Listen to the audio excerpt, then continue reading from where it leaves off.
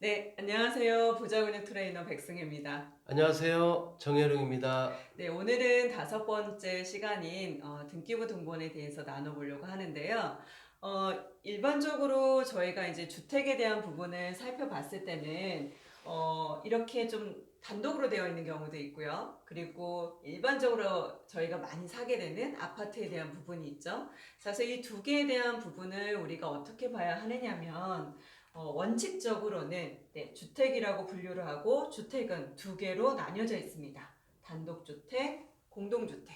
그래서 아파트는 공동주택의 범위로 들어가는 거고요. 이 단독주택은 소유자가 한 명에게만, 그리고 공동주택은 소유자가 여러 명에게 있기 때문에 등기부 등본에서도 그러한 내용을 분리해서 적어주도록 되어 있겠죠. 자, 그래서 이 경매 물건에 대한 부분을 좀 자세히 살펴보면서 등기부 등본까지 한번 들어가 보도록 하겠습니다.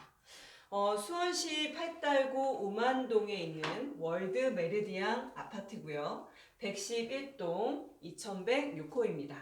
그리고 아파트는 일반적으로 저희가 얘기를 할 때 대지권에 대한 부분이 소유권이 표시가 되고요. 그리고 전용 면적이 있는데 우리는 이 전용 면적이라고 하는 부분은 그 사람의 소유권이 미치는 범위, 그래서 등기부 등본에 보시게 되면 전용 부분에 대한 부분이 좀 표시가 될 거예요. 그것도 한번 체크해 보시도록 하고요. 자, 그래서 등기부 등본에 나와 있는 전용 면적 122.345제곱미터, 그리고 3.3으로 나누면 약 37평 정도쯤 되는 아파트네요.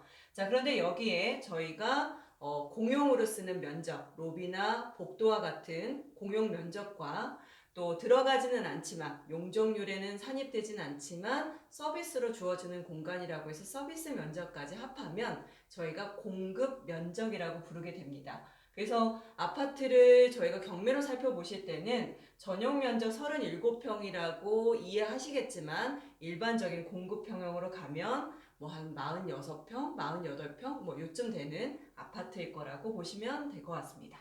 자, 감정가는 5억 정도가 되는데 한번 변경이 돼서 날짜가 다시 잡혔고요. 1월 23일에 경매가 치러질 그런 물건이 있네요.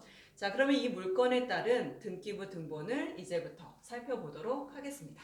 자, 그러면 정 대표님 한번 좀 설명을 해주시도록 하겠어요? 예. 네, 단독주택과 이 집합 건축물인 아파트하고는 분명히 좀 차이가 있을 텐데 가장 확연하게 볼 수 있는 부분이 어느 걸까요? 자, 지금 여기 앞에 등기부등본을 떼보면 현재 이 화면에 나와 있는 게 지금 펜 첫 장인데요. 네, 저기 보면 표제부라고 적혀 있어요. 네, 제목이. 이제 표제부는 부동산이 어떤 부동산이냐, 부동산이 어디에 소재하고 또 면적은 얼마나 되느냐, 또 여러 개 층으로 되어 있을 때는 여러 개 층수도 나와 있고요. 이 부동산의 어떤 우리가 소위 말하면 이제 물리적인 현황이라고도 합니다. 권리관계가 아니고, 그래서 부동산의 물리적 현황을 적는 것이 이제 표제부인데, 아파트하고 단독주택의 경우에는 좀 차이점이 있다는 것이, 아까도 백 대표님께서 말씀하셨다시피, 단독주택은 나 혼자 소유하는 것이고, 아파트 같은 경우는 여러 사람이 소유한다고 그랬잖아요. 네, 이때 여러 사람이 소유한다는 말 자체는 한 동에 100일호 100이호 또는 뭐 200일호 200이호 여러 개로 이렇게 잘게 나눠 가지고 여러 명이 살고 있다라는 것을 의미하는 것이거든요. 그런 것들이 상세하게 등기부에도 아파트 같은 경우는 나와 있고, 단독주택이 혼자 살고 있으니까 층수와 면적 말고는 따로 이렇게 호수를 따로 기재한다든가 그런 것은 없죠. 그런 점에서 좀 일단 이 등기부 첫 장에 보는 표제부에서 차이점이다, 그렇게 말씀드릴 수가 있습니다.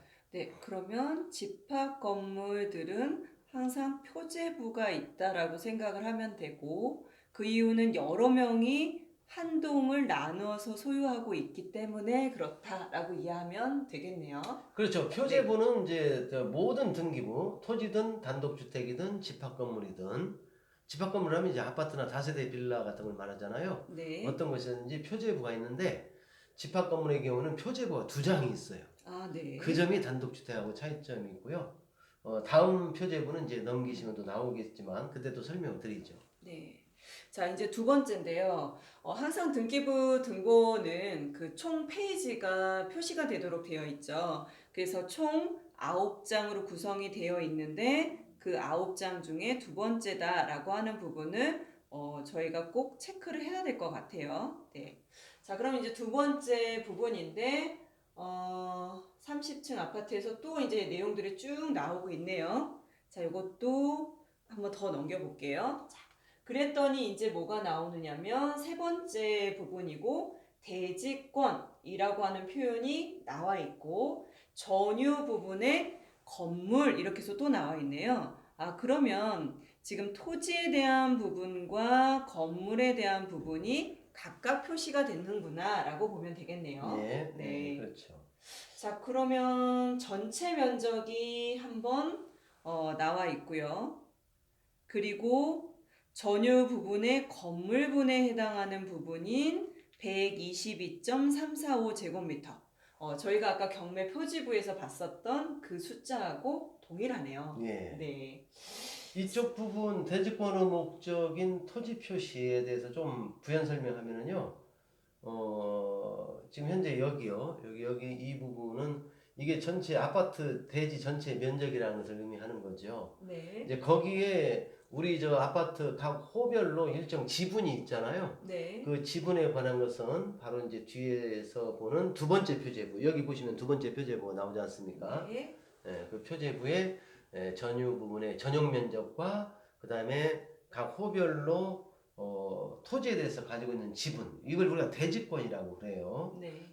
구분 건물의 경우, 아파트 같은 구분 건물의 경우에는 대지권이 있습니다. 대지권이 다 있습니다. 그리고 등기부에 표시가 되는 게 원칙입니다. 네. 자, 그래서 얘는 대지권이 전체 면적 중에 66.66제곱미터다라고 하는 부분이 들어가 있으니까 예. 당연히 이 아파트는 대지권을 잘 갖춘 거네요. 그렇죠. 네. 정상적인 아파트죠. 네. 저희가 보통 이제 그 집합 건물인 아파트라 하더라도 항상 모든 부동산은 건물이 있으면 밑에 토지가 있기 때문에 토지분과 건물분이 다 내 소유권으로 와 있어야 되는데요. 아주 간혹 가다 보면은 건물분이 없다거나 토지분이 없을 수도 있습니다.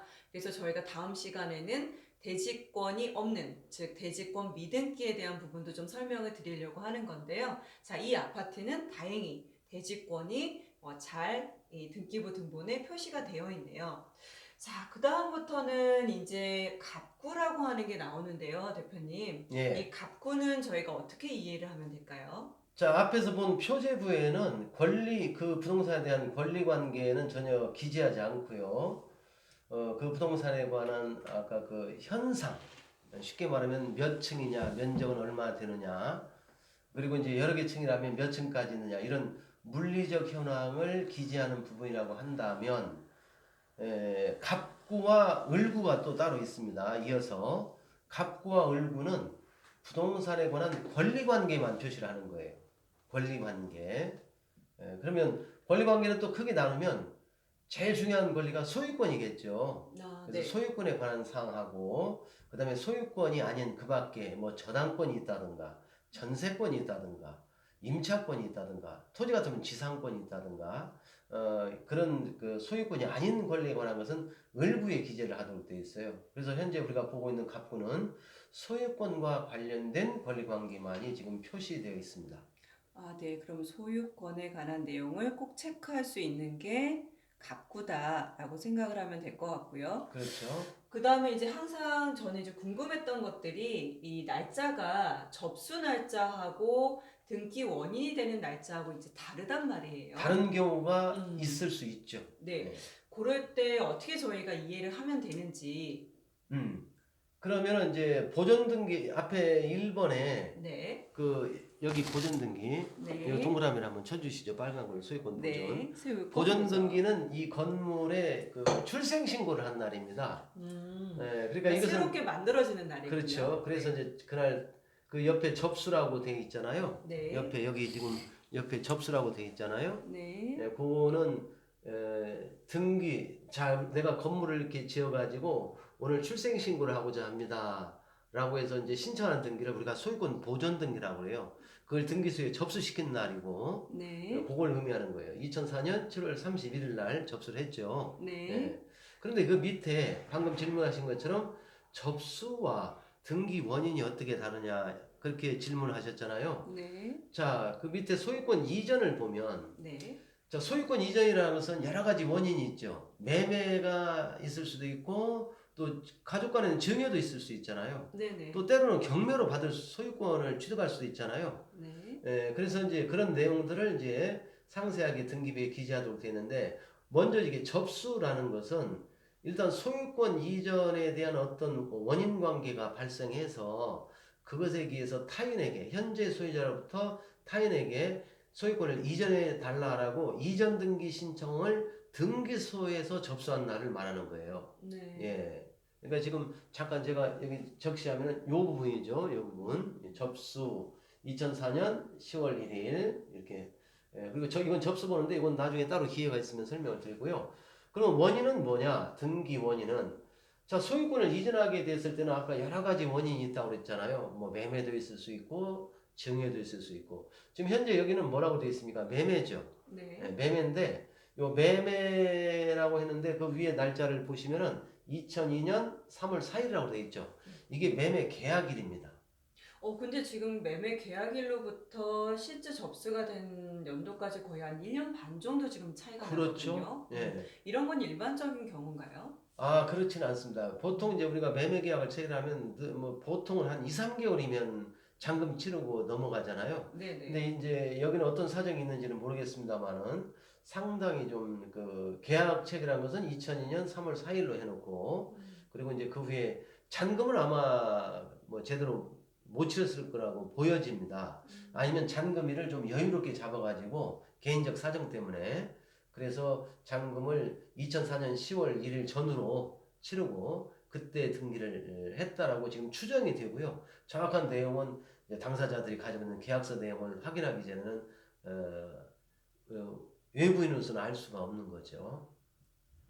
아, 대표님, 이게 이제 월드 메리디앙 아파트인데 예, 소유권 보존이 된 날짜가 2004년도기 때문에 예, 말 그대로 이제 분양을 받고 예. 완공이 돼서 그 예. 날짜로 소유권이 이전이 된 게 아닌가 싶은데. 가능하죠. 네. 그건 뭐냐면 우리가 부동산 매매를 할 때 지금 네. 현재 부동산이 있어야 될 필요는 없습니다.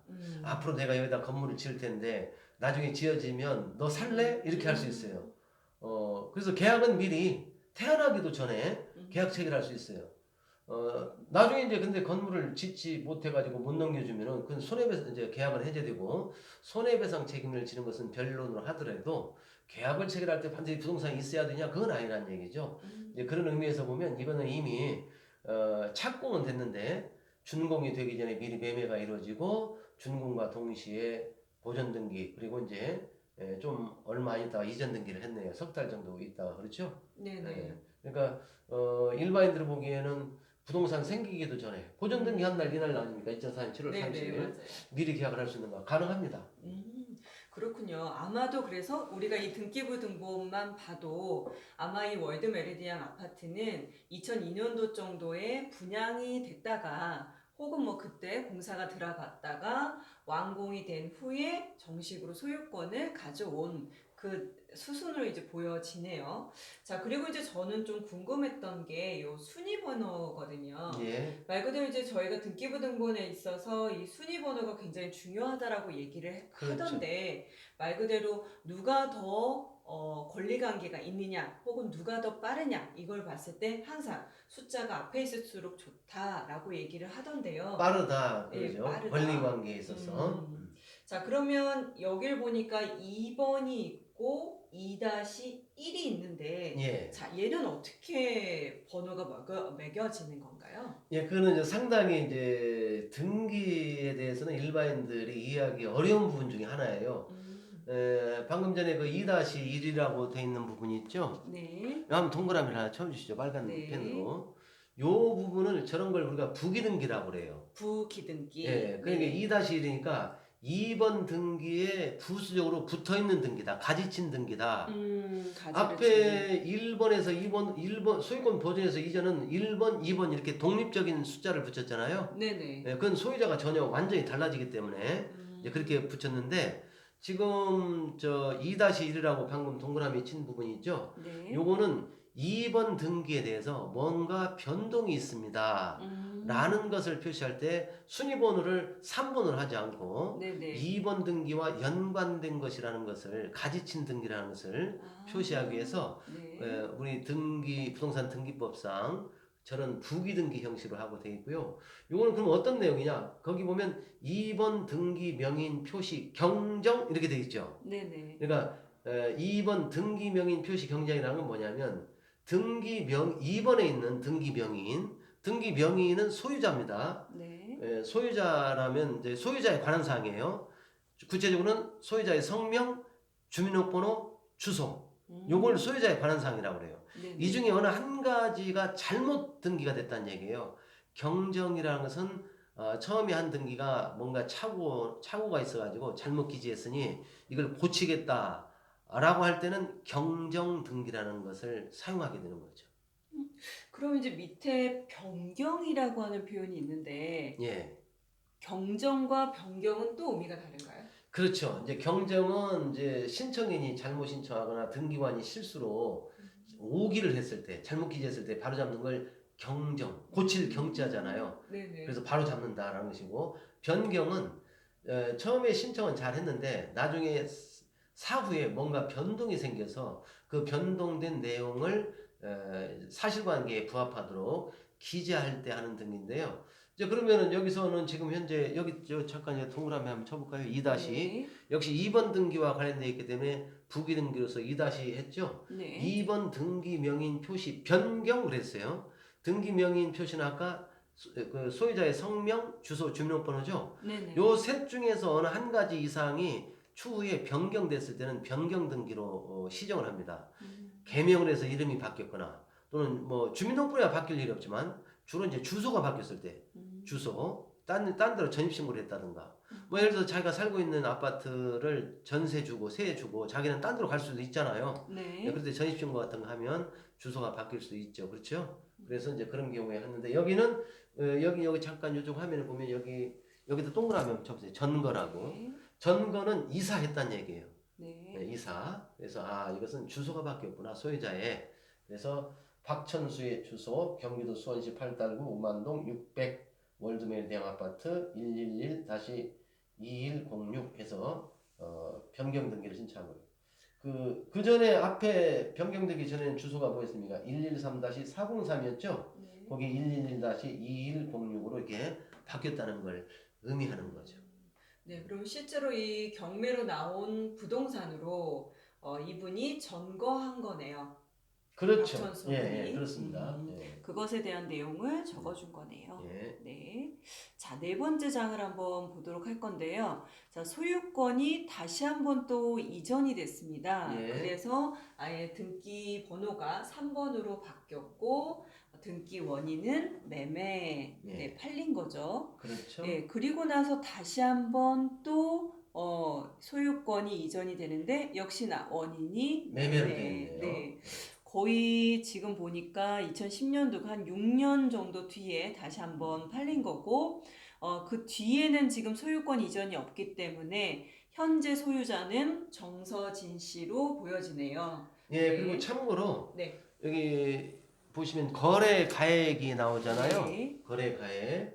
그러니까 이제 이게 2006년도부터는 거래 가액을 등기부에 기재를 하도록 돼 있어요. 네네. 그래서 그 앞에 순위번호 3번도 거래 가액이 5억 4천만 원으로 돼 있는데 뭐 여튼 그 6년 후에 팔았는데 거래 가액이 4억 7천으로 좀 줄긴 했습니다만 일단 저 거래 금액을 등기를 하도록 돼 있으니까 실제 이 아파트가 얼마에 거래됐는지는 등기부를 통해서도 내용을 확인할 수 있는 방법이 있습니다. 네, 그러면은 이게 제 기억에도 이제 2006년도였지만 실제적으로 2006년도 등기부를 띄워보면 없는 경우도 상당히 좀 많이 그게 있더라고요. 6월 달까지는 그 네. 제도가 없었어요. 그 이후에 7월부터. 네네. 그리고 이거를 적지 않게 되거나 하면은 어떤 제재가 있나요? 그거는 실제로 등기관이 기재를 하는 것이기 때문에 네네. 가령 등기관도 이제 실무에서 보면은 누락을 하는 경우가 있어요. 네, 솔직히 예. 지금 등기부 등본에도 없는 것들을 종종 보거든요. 예, 원래 부동산 음, 등기법이 그다음에 그때 그 부동산 등기 관련법이 2006년도 7월부터 거래가액을 기재하라 이렇게 됐는데 대부분 다 기재돼 있고 뭐 기재가 빠졌다면은 경매 같은 건 기재가 안 돼요. 네, 경매, 공매. 근데 매매 같은 건 기재가 돼야 되고 거래가액이니까 증여는 거래가 아니잖아요, 그렇죠? 네네. 그러니까 그런 당연히 거래가액이 기재될 수 없는 그런 상황이죠. 네, 그러면 확실히 매매일 때는 거의 거래가액을 등기소 직원이 적어주는 거고, 등기소 직원이 음, 거래 신고하면 네. 예, 나머지 경우에는 뭐 상속이라든지 이럴 가능성이 많다. 아, 예, 그렇군요. 네. 자, 이제부터는 소유권 이후로부터 이제 뭐 가압류, 그다음 강제경매 개시 결정 뭐 이런 것들이 쭉 나오는데요. 아까 대표님께서 이 소유권에 관련된 내용 빼고 음, 나머지 내용들은 이 갑구에는 나타나지 않습니다라고 얘기를 해주셨는데, 예, 예. 지금 가압류, 강제경매 개시 결정 이런 것들도 적을 수 있는 건가요? 예, 저것이 소유권과 관련된 것이죠. 저 네. 가압류는 소유권도 가압류를 할 수 있고 저당권도 가압류할 수 있어요. 그래서 음. 소유권을 가압류했다면 갑국에다 적어야 되겠죠. 아, 네. 예, 그렇군요. 이제 뒤에 설명하게 될 저당권이나 전세권 같은 것을 가압류했다라고 하면 그 가압류 등기는 을구에 나타나는 것이죠. 음. 그 점에서 이것은 갑구에 가압류가 되었다는 사실 자체는 이거 소유권이 가압류됐구나 음. 라는 것입니다. 그럼 결과적으로는 경매가 이 물건이 나왔다라고 한다면 경매에 관련된 것은 소유권을 압류한 것이고 그와 관련된 내용은 을구가 아니라 예, 갑구에 있구나라고 오히려 그럼요. 생각을 해야 되는 갑국에서 거군요. 확인을 하셔야죠. 네. 자, 얘는 수원지방법원의 가압류 결정으로 2017 카단 204119 이렇게 되어 있네요. 예, 네, 현대캐피탈 주식회사에서 청구 금액이 1,900 얼마로 이렇게 되어 예, 있는데, 보니까 빨간 색깔로 밑줄이 쫙 그어져 있어요, 대표님. 자, 예, 그러면 밑을 보니까 다시 임의 경매 개시 결정이 또 있고, 얘는 예, 색깔이 빨간 색깔로 그어져 있지 않단 말이에요. 예. 예, 그러면 이렇게 빨갛게 밑줄이 그어진 것과 그어지지 않은 것의 차이점을 어떻게 이해하면 될까요? 자, 저걸 이제 붉은 선으로 지운다고 하는데요. 네. 예전에는 이제 그 뭐 주말 음. 붉은 선으로 이렇게 말소한다. 붉은 선으로. 그런데 이제 요즘은 이제 말이 많이 쉬워졌습니다.